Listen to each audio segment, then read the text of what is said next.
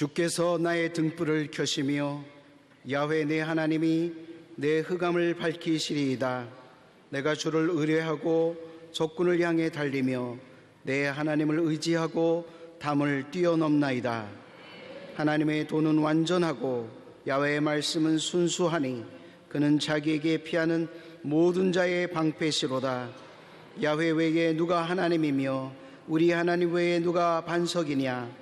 이 하나님이 힘으로 내게 띠띠우시며 내 길을 완전하게 하시며 나의 발을 암사슴 발 같게 하시며 나를 나의 높은 곳에 세우시며 내 손을 가르쳐 싸우게 하시니 내 팔이 놋활을 당기도다.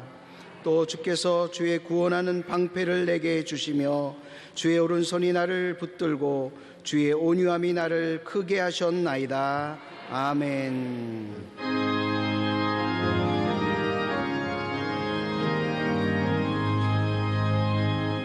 만복의 근원 하나님,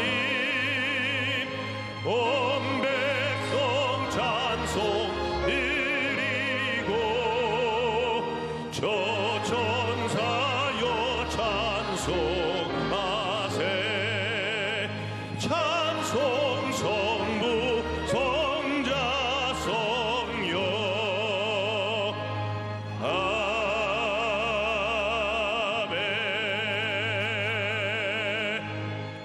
전능하사 천지를 만드신 하나님 아버지를 내가 믿사오며 그 외아들 우리 주 예수 그리스도를 믿사오니 이는 성령으로 잉태하사 동정녀 마리아에게 나시고 본디오 빌라도에게 고난을 받으사 십자가에 못 박혀 죽으시고 장사한 지 사흘 만에 죽은 자 가운데서 다시 살아나시며 하늘에 오르사 전능하신 하나님 우편에 앉아 계시다가 저리로서 산자와 죽은 자를 심판하러 오시리라. 성령을 믿사오며 거룩한 공예와 성도가 서로 교통하는 것과 죄를 사하여 주시는 것과 몸이 다시 사는 것과 영원히 사는 것을 믿사옵나이다. 아멘.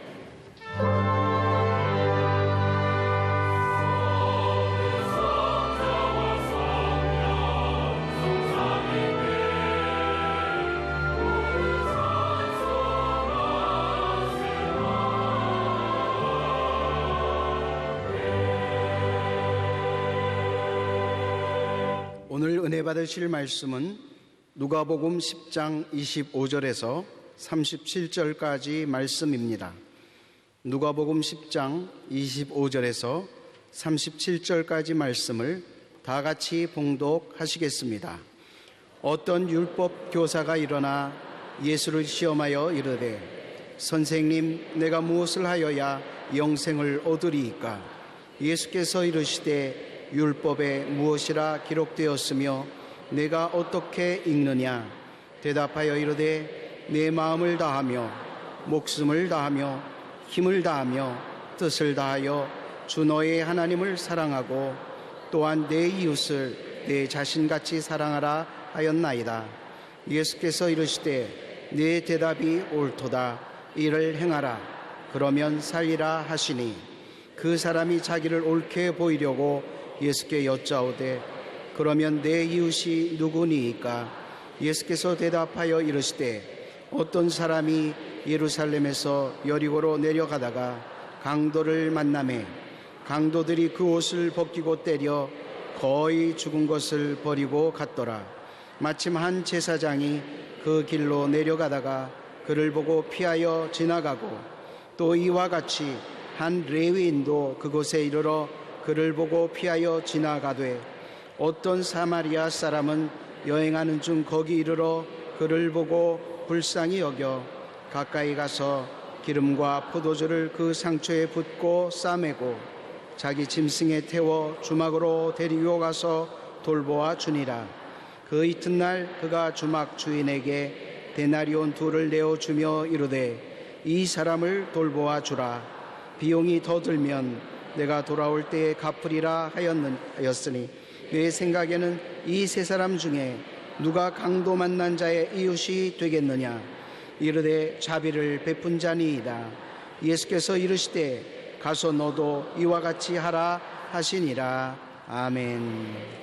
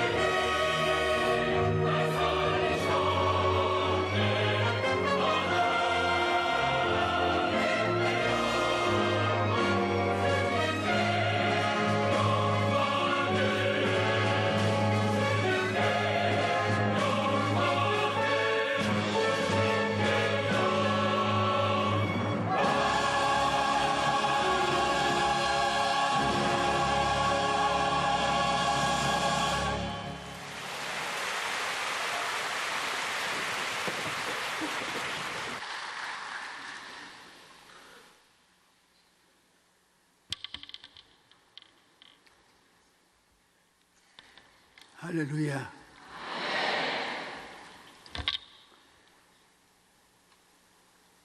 예수님께서 여러분을 기다리고 있다가 지금 여러분 같이 앉아 계십니다.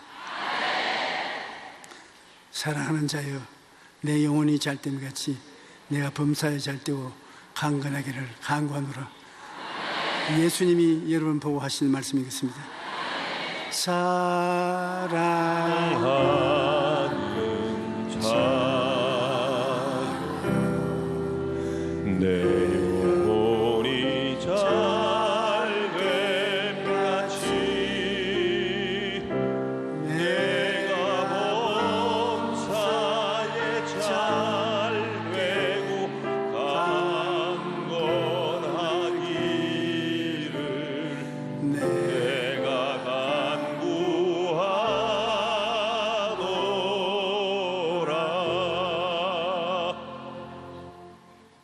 사랑 없는 종교도 있나요? 이 제목으로 말씀을 나누겠습니다. 한 율법 교사가 예수님을 찾아와 내 이웃이 누구입니까? 라고 물었습니다. 예수님께서 대답 대신 한 가지 비유를 들어 주셨습니다. 어떤 사람이 예루살렘에서 여리고로 내려가다가 강도를 만나 가진 것 다 빼앗기고 심하게 맞아서 죽어가고 있었습니다. 마침 한 제사장이 그 길로 내려가다가 그를 보았지만 그냥 지나쳐버렸죠. 잠시 후에 레위인이 지나가다가 그를 보았지만 피하여 지나가고 그 역시 도와주지 아니했습니다. 그런데 어떤 사마리아인이 그를 발견하고 불쌍히 여겨 기름과 포도주를 상처에 붓고 싸맨 후 자기 짐승에 태워 주막으로 내려가 치료해 주었다는 말이 이야기인 것입니다. 예수님께서는 이 비유를 들려주신 후 가서 너도 이와 같이 하라고 말씀하셨습니다.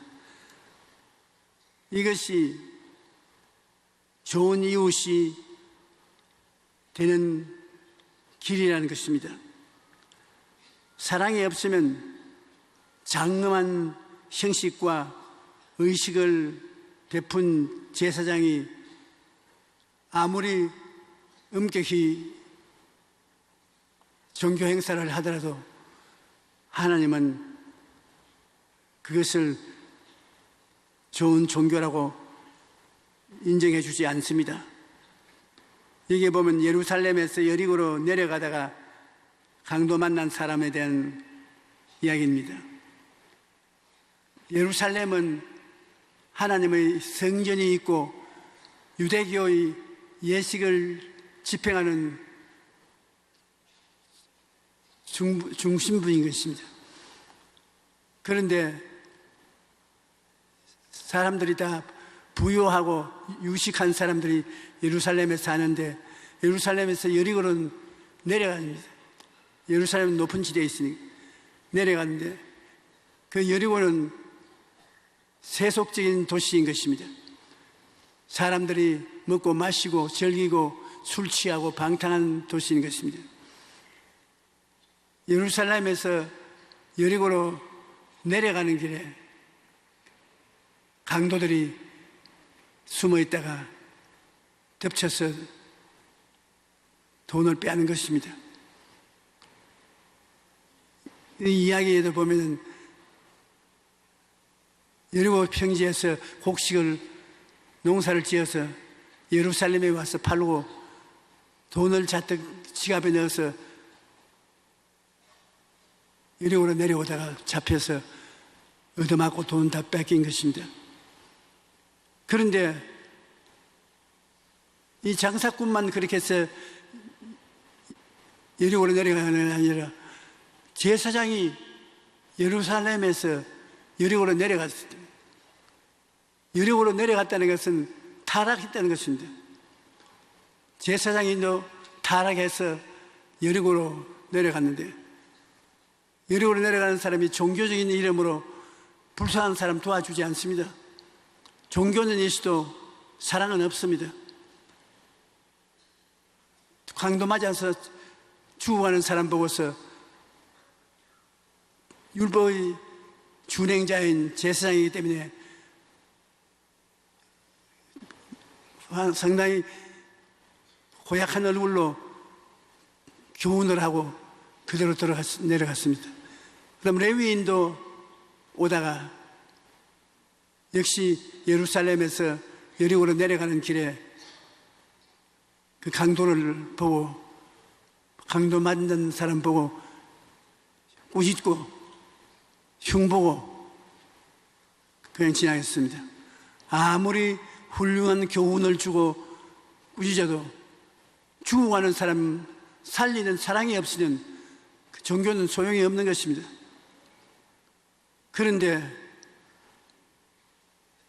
한 사마리아 사람이 내려가지 않고서 이리저리 여행을 하다가 그 사람을 보게 된 것입니다. 유대인들이 사마리아 사람은 개라고 하고 사람으로 취급하지 않습니다. 이스라엘이 여러 번 외국에 정복당해서 포로로 잡혀갈 때 포로 잡혀간 그 자리에서 태어난 사람이나 그런 종류의 사람들은 사마리아인이라고 해서 순수한 유대인으로 취급해 주지 않았었습니다. 그러나 이 사마리아인은 강도 만나서 피투성이가 된 사람을 위해서 기름과 포도주를 부어 응급처치를 했습니다. 광야를 지나가는 사람은 기름이나 포도주를 언제나 준비하고 있습니다. 그 치러진 그 피부에 기름을 칠하고 포도주는 병균이 들어옴지 못하게 위해서 포도주를 부은 것입니다. 그리고 붕대를 감고 있지 않습니다. 긴 옷을 입고 있는데 자기 옷을 찢어가지고서 그 상처들을 감아 묶어주고 호텔로 갑니다. 그 사막이나 들에 있는 주막집이 호텔이 되는 것입니다. 그 주막집에 가서 이 사람을 돌봐주고 그 주막집 주인에게 돈을 주면서 이것으로서 이 사람을 돌봐주고 내가 올 때 돈이 더 들었으면 사업차 돌아오는 길에 돈을 갚아주겠다고. 이 세 사람 중에 누가 좋은 이웃이 되겠느냐? 말할 필요 없이 선을 행한 사람이 좋은 이웃입니다. 예수께서 대답하여 이르시되 어떤 사람이 예루살렘에서 여리고로 내려가다가 강도를 만나며 강도들이 그 옷을 벗기고 때려 거의 죽은 것을 버리고 갔던데 마침 한 제사장이 그 길로 내려가다가 그를 보고 피하여 지나가고 레위인도 그곳에 이르러 그를 보고 피하여 지나가고 오직 사마리아인이 이 사람에게 자비와 긍휼을 베풀어 준 것입니다. 사마리아인은 제사장도 아니고 레위인도 아니지만 그는 그 마음속에 사랑을 가지고 있었습니다. 사랑은 종교보다도 율법보다도 이식보다도 하나님이 더 귀하게 여기는 믿는 사람을 말하는 것입니다. 어떤 사마리아 사람이라는 건 특별히 유명한 사람도 아닌데 우연히 내려왔다가 말이 없어 그저 강도 만난 사람 곁을 지나다가 그 상황을 보고 상체에 기름 포도주를 붓고 짐승에 태워 주막집에 입원을 시키고 치료비 일부를 주면서 집 주인에게 잘 돌봐주기를 부탁하고 비용이 더 들면 돌아온 길에 갚겠다고 말한 것입니다. 이 어떤 사마리아인은 여행하는 중 거기에 이르러 그를 보고 불쌍히 여겼다는 것입니다.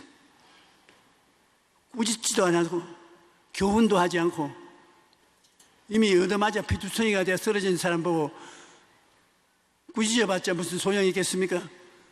종교적인 교훈을 한들 그 교훈이 그걸 사람 살리겠습니까? 먼저 살려놓고 보아야 되는 것입니다. 이 사마리아인은 사회적으로 인정을 받지 못하지만은 이 사람에게 불쌍히 여기는 마음으로 돌봐주는 것입니다.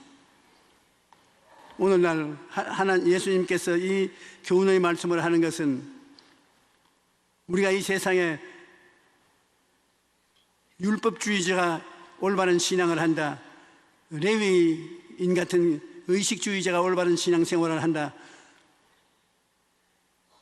그렇게 말을 한데 하나님은 율법주의자도 의식주의자도 아닌 마음의 사랑을 가지고 있는 사람을 온전한 하나님이 자녀로 생각하는 것입니다.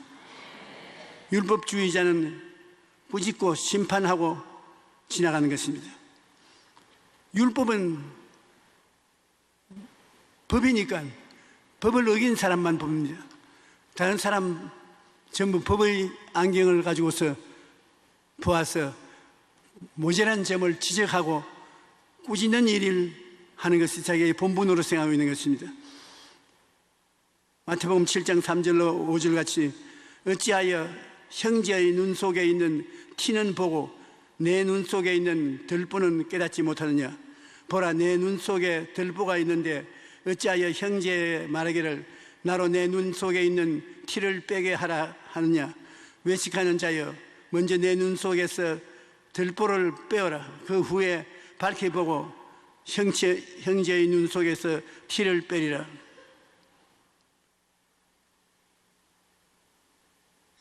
하나님께서 율법주의자를 대단히 꾸짖는 이유는 율법을 자기가 가지고 다른 사람을 평론하기 때문에 그렇습니다.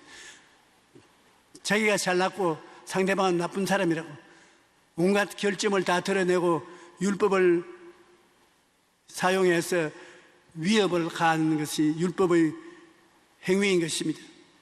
그러므로 율법은 자기를 살피지 아니하고 이웃을 살피고 꾸짖는 것이 율법주의자인 것입니다. 하나님은 이 율법주의자를 대단히 미워하는 것입니다. 의식주의자는 성전의 의식을 잘 지키고 행하는데 주력을 다하고 있습니다. 요사야도 형식주의 신앙 주일 교회 열심히 나가고 교회에서 행하는 모든 행위는 다 따라서 해야 돼. 자기 잘났다고 생각하고 자기를 존경하고 이웃을 무시하는 형식주의자인 것입니다. 내용이 없는 신앙생활을 하는 사람, 이런 사람은 레위인에 속한 것입니다. 이 사람도 강도 떼들을 만나 의제마다 죽어가는 사람을 비난만 하고 도와주지 않았습니다. 율법주의자, 이식주의자들은 내용이 없는 신앙을 가지고 있는 것입니다. 그러나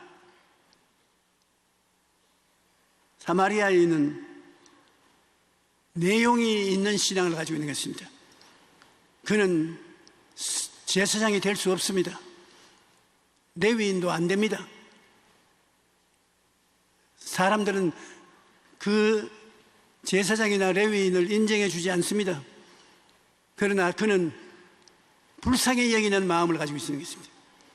하나님이 종교의 내용으로 보는 자비한 마음인 것입니다.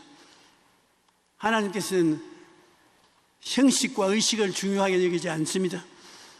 형식과 의식 속에 있는 사랑을 원하시는 것입니다. 로마서 13장 8절에 보면 피차 사랑의 빛 외에는 아무 깨든지 아무 빛도 지지 말라. 남을 사랑하는 자는 율법을 다 이루었느니라. 사랑하면 율법과 의식을 다 이루은 것이 됐다는 것입니다. 로마서 13장 10절에 보면 사랑은 이웃에게 악을 행하지 아니하나니 그러므로 사랑은 율법의 완성이니라. 사랑하면 율법이 다 이루어진 것이라는 것입니다. 사랑하지 않고 율법을 가지고서 평론만 하면 그것은 종교가 타락한 것이 되고 마는 것입니다.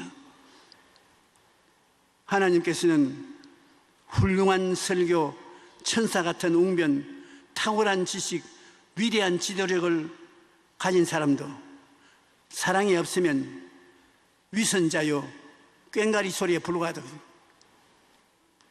대단히 음한 판단을 하시는 것입니다.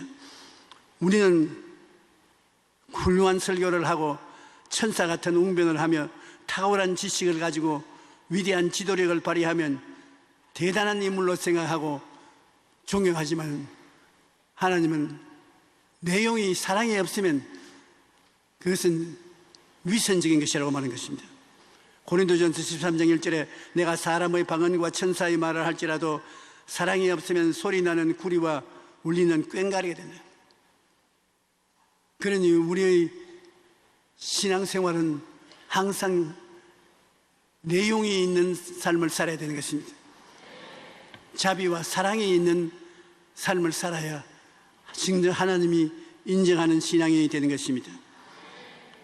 예언하는 능력이 있어 모든 비밀과 지식을 알고 산을 옮기려 하는 믿음이 있어도 사랑이 없으면 아무 가치가 없다. 사람을 소개할 때 보면은 어느 대학을 나오고 어느 대학에서는 석사 학위를 받고 어느 대학에서는 박사 학위를 받고 그 경력을 보면 대단합니다.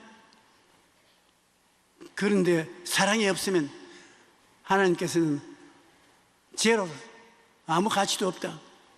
무용지물이라고 그렇게 말씀하는 것입니다. 고린도전서 13장 2절에 내가 예언하는 능력이 있어 모든 비밀과 모든 지식을 알고 또 산을 옮길 만한 모든 믿음이 있을지라도 사랑이 없으면 내가 아무것도 아니요.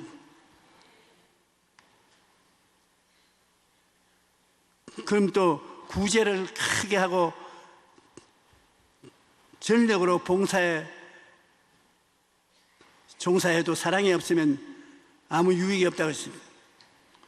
사랑이 없이 어떻게 봉사를 할 수 있는가? 사람들은 종교단체에 소속해가지고서 사람을 죽이는 일에도 전력을 기울이는 종교가 있습니다. 요사이 중동에서 일어난 종교가 자기들의 뜻을 이루기 위해서 사람을 죽이고 폭력 행사를 하는 것입니다. 사랑이 없이 폭력 행사로 두려움을 가지고 사람들을 설득시키려고 하는 것은 아무 의미가 없습니다. 고린도전서 13장 3절에 내가 내게 있는 모든 것으로 구제하고 또 내 몸을 불살하게 내어줄지라도 사랑이 없으면 내게 아무 유익이 없느니라. 사랑이 갖지 않고서 단체와 사람들의 모임에 소속되어서 사람들을 죽이고 불안과 고통을 가져오는 운동이 많이 있습니다. 그것을 하나님께서는 인정하지 않습니다. 참 사랑의 모범은 하나님이 세상을 이처럼 사랑하사 독생자를 주었으니 누구든지 저를 믿으면 멸망하지 않고 영생을 얻으라.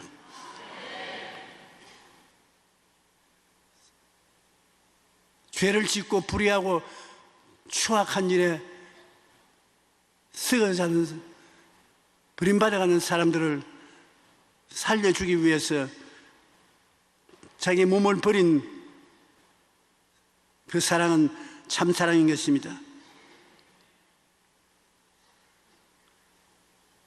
심판하고 정죄하기 위한 종교가 아닌 용서와 회개를 하게 도와주고 변화를 가져오는 것이 사랑인 것입니다.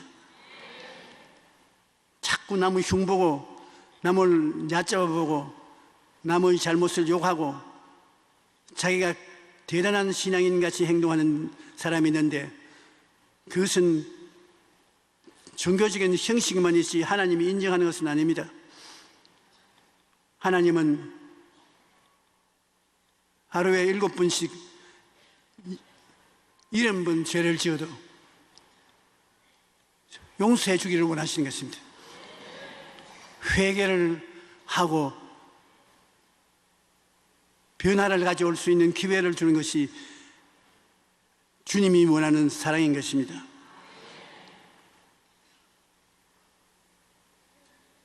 여러분, 우리 예수 믿는 사람들이 다른 것과 다른 것은 주님께서도 내가 세상을 심판하러 온 것이 아니라 세상을 구원하러 왔다고 하는 것이 있습니다. 그러므로 죄인을 잡으면 정죄하고 죽이는 것이 아니라 어찌하든지 제2의 기회를 주기를 원하시는 것이 아닌 것입니다. 하나님은 기회를 주는 하나님이신 것입니다. 할 수만 있으면 재생의 기회를 줘요. 다시 한번 시작해 보는 것. 성경에 보면 가나마다가 현장에서 잡힌 여자가 성전에 끌려와서 예수님 발 앞에 내동댕이 침을 당하고 그를 잡은 사람들이 모세의 율법에는 가나마다가 잡힌 자를 돌로 쳐 죽이라고 했는데 당신은 어떻게 하겠나이까? 이 세상 사람들은 남의 결점을 정지하고 심판해서 죽이고 결과를 버림받게 만드는데 예수님이 하시는 말씀 보십시오. 예수님께서는 허리를 굽혀서 손가락으로 뭐를 서기시하는 것입니다.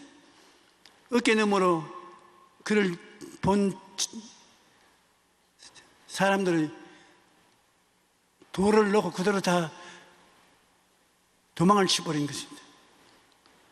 예수님이 틀림없이 저들의 감추인 죄를 손가락으로 적었으면 틀림없다고 생각합니다. 이 여자를 죽이기 위해서 돌로서 때린다면 그 다음 자기가 먼저 돌에 얻어맞아야 될 것으로 알고 도망을 친 것입니다. 예수님께서 나중에 그 여자를 보고 여자여 고개를 들어보라. 너를 정죄하는 자가 있느냐? 없습니다. 예수님이 나도 너를 정죄하지 않으니 집에 가서 다시는 죄를 짓지 마라. 모세의 율법에는 가늠하다가 잡힌 자는 돌로 쳐 죽이라고 했는데 예수님은 난 너를 정죄하지 않으니 집에 가서 다시 죄 짓지 말라는 것은 다시 한번 기회를 주겠다는 것입니다. 내가 세상에 온 것은 죄 짓는 사람을 잡아서 형벌을 내리는 것이 아니라 다시 회개하고 변화받을 수 있는 기회를 줄 테니 그렇게 노력하라는 거예요. 그러므로 기독교 신앙이 다른 데와 다른 것은 교회에 나와서 조금만 잘못하면 교회 법을 동원하든지 국가법을 동원해야 심판을 하는 것입니다.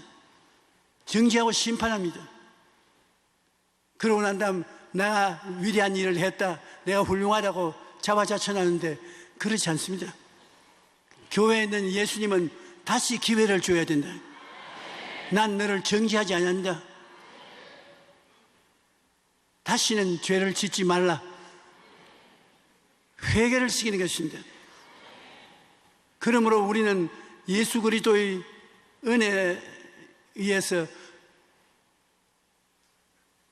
내일은 오늘보다 좋아지고 다음 달은 금년보다 좋아지고 명년은 금년보다 좋아지고 변화된 사람이 되려고 노력할 수 있는 기회를 얻을 수가 있는 것입니다. 그러므로 여러분은 교회에 나와서 예배드릴 때 이웃의 잘못을 비평하고 정죄하지 마십시오. 이웃을 위해서 기도를 해주고 변화받아 새 사람이 될 수 있는 길을 열어주는 데 도움을 주님께서 원하시는 것입니다. 베드로전서 4장 8절에 보면 무엇보다도 뜨겁게 서로 사랑할지니 사랑은 허다한 죄를 덮느니라. 죄를 덮어서 그 사람이 재개할 수 있게 만들어주는 것입니다. 에베소 4장 32절에 서로 친절하게 하며 불쌍히 여기며 서로 용서하기를 하나님이 그리스도 안에서 너희를 용서하심과 같이 하라. 심판하는 것이 아니라 예수 그리스도 안에서 용서한다. 용서를 해야 죄의 기회를 가질 수 있지, 용서를 안 해주는데 어떻게 죄의 기회를 가질 수 있습니까?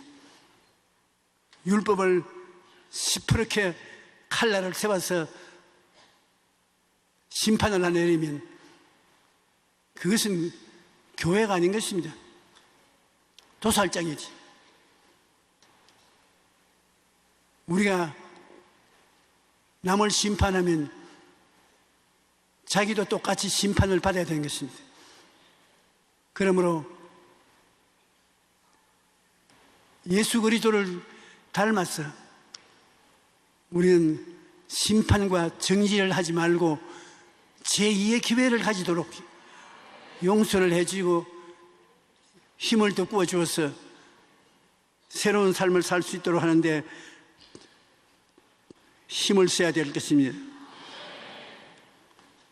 사랑이라고 하면 무법천지를 말하는 것은 아닙니다. 사랑이라는 무법천지로 사는 것이 아닙니다. 죄와 허물을 심판하는 것은 율법이 하는 것입니다. 그러나 예수님이 대속의 은혜로 회개와 용서를 계속 받을 수 있게 만들어주는 것이 다른 것입니다.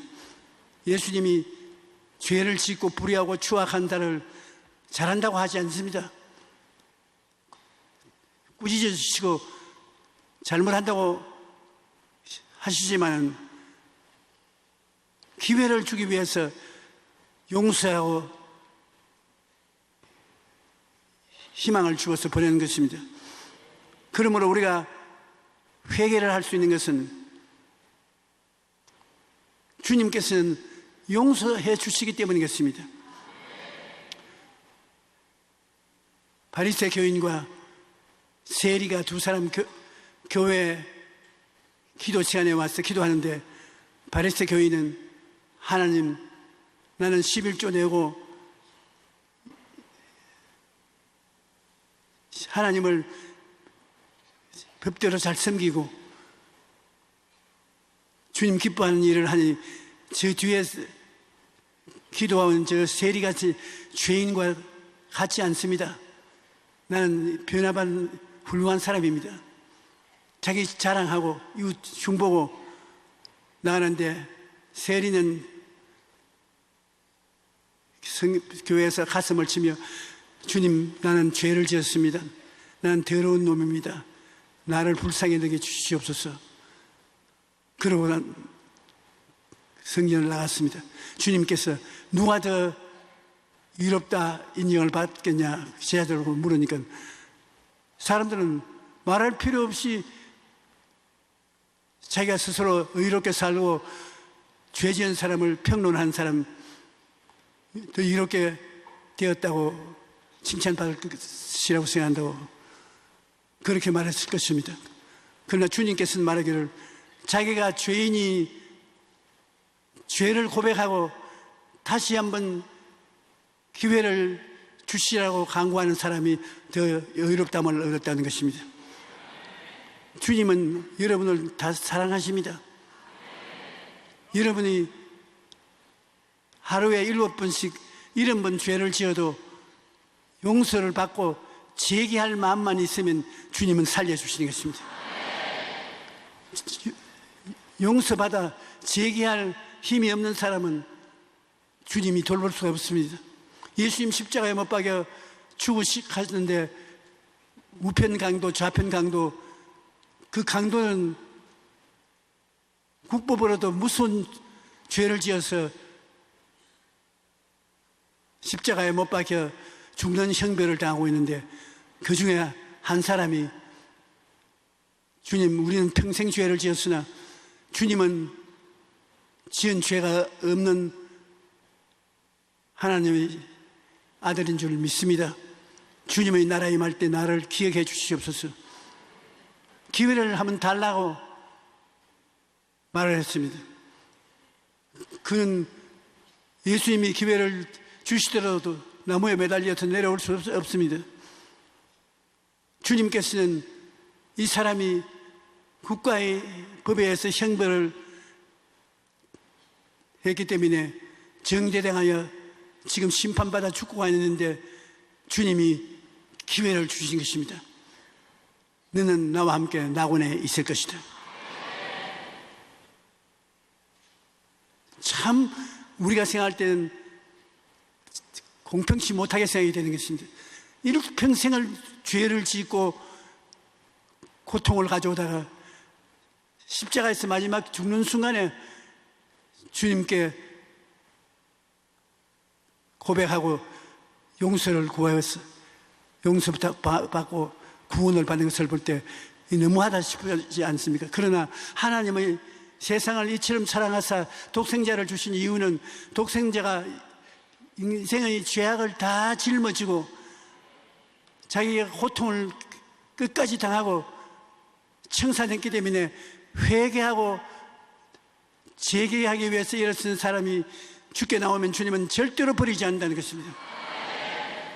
그 한없는 사랑으로서 주님 받아주신 것입니다. 희망이 없는 사람은 버림받은 사람이지만 아무리 죄악이 환영한 곳에 살더라도 희망을 가지고 앞으로 나가기를 바라는 자는 주님 끝까지 밀어주고 도와주는 것입니다. 우리는 이 땅에 살면서 어찌하는지 주님의 은혜를 받아서 변화를 받게 되기를 주님의 이름으로 축원합니다.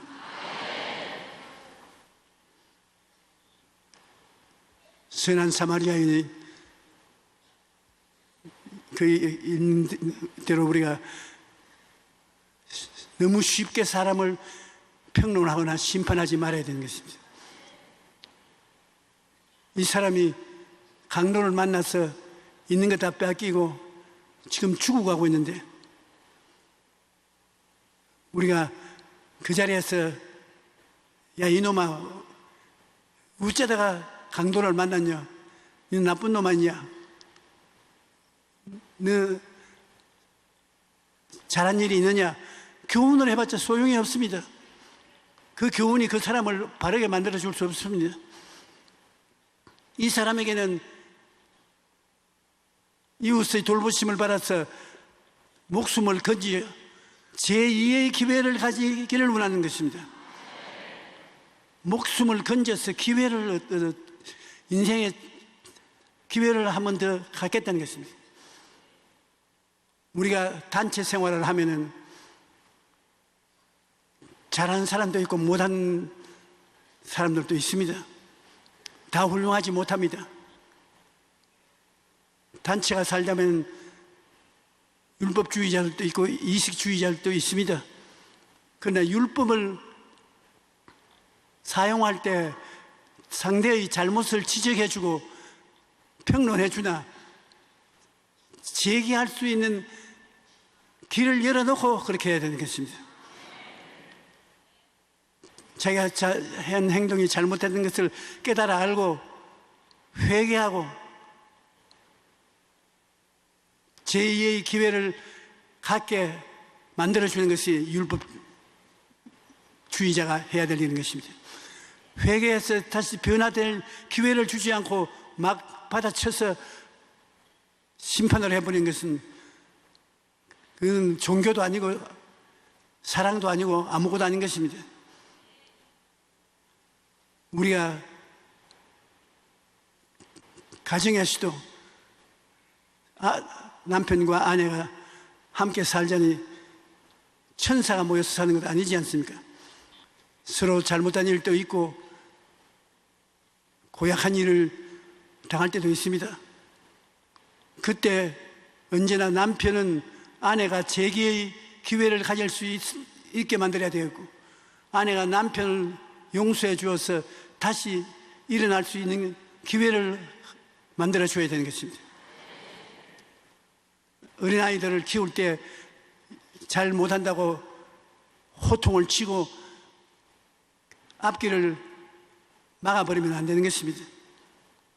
용서받아 다시 일어나서 훌륭한 사람이 된 사례를 이야기해 주면서 격려를 하고 용기를 얻도록 만들어줘야 되는 것입니다. 우리 교회와 같이 큰 기관은 훌륭한 사람도 많이 들어오니와 나쁜 사람도 많이 옵니다. 여러분 앞에서는 조용기도 나쁜 놈인지도 알 수가 없습니다. 훌륭한 사람만 찾고 나쁜 놈에게 기회를 주지 아니하면 그 나쁜 놈은 영원히 나쁜 놈이 되고 마는 것입니다. 기회를 줘야 돼요.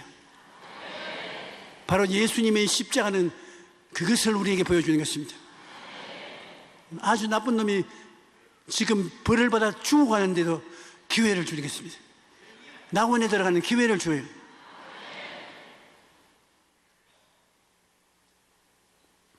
그것을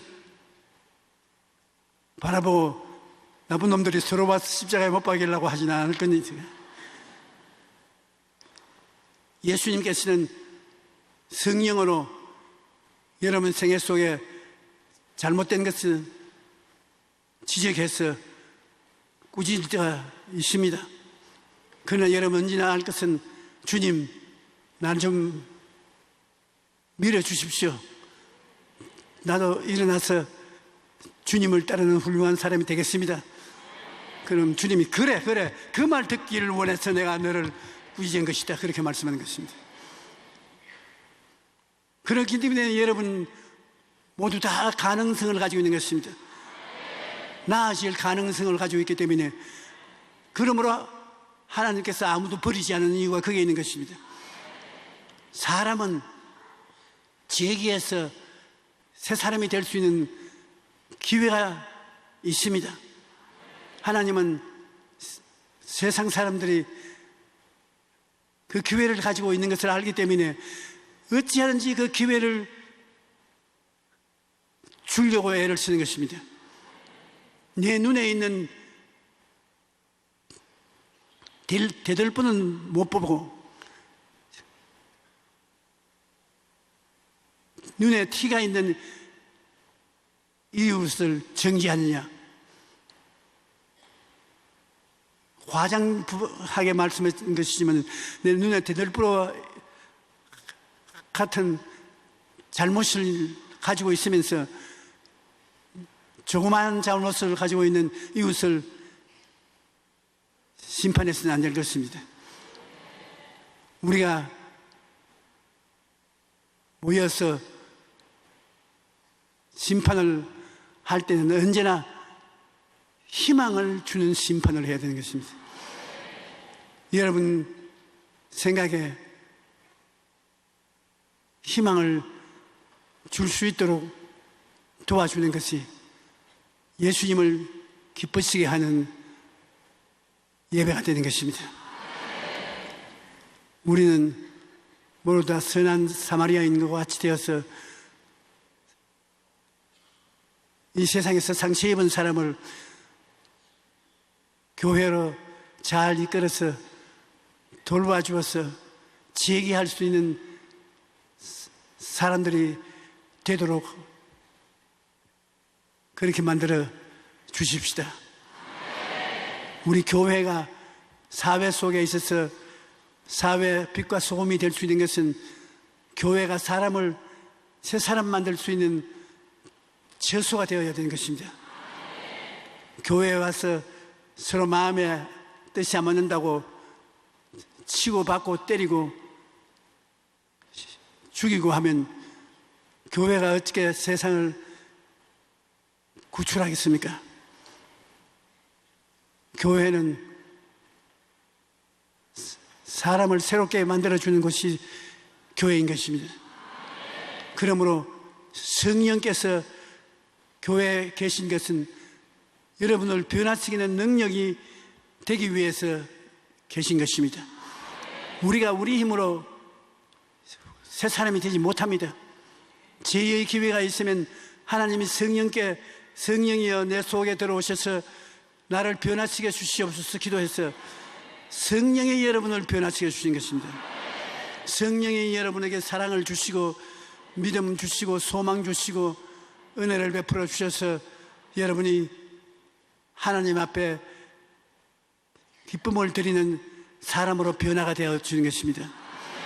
우리는 보혜사 성령님이 오늘 여러분 속에 들어오기를 원하고 기다리고 있으므로 성령을 인정하고 환영하고 모시드리고 의지하며 성령님을 경배하고 믿고 따라 나가면 성령은 여러분을 결코 변화시켜서 새 사람을 만들어 주시는 것입니다. 내 힘과 능력으로 되지 않은 것을 성령은 되도록 만들어 주시는 것입니다. 우리 기독교는 그 때문에 인간적인 힘으로 좋은 사람 만드는 것이 기독교가 아닌 것입니다. 우리가 회개하고 성령을 모시드리면 성령이 여러분을 변화받게 만들어 주는 것입니다. 예수님께서는 그 몸을 찢어서 살을 우리에게 주시고 피를 쏟아서 우리에게 음료로 주셔서 예수님의 살을 먹고 피를 마시고 예수님이 우리 속에 들어와서 변화의 원천이 되겠다고 하시는 것입니다.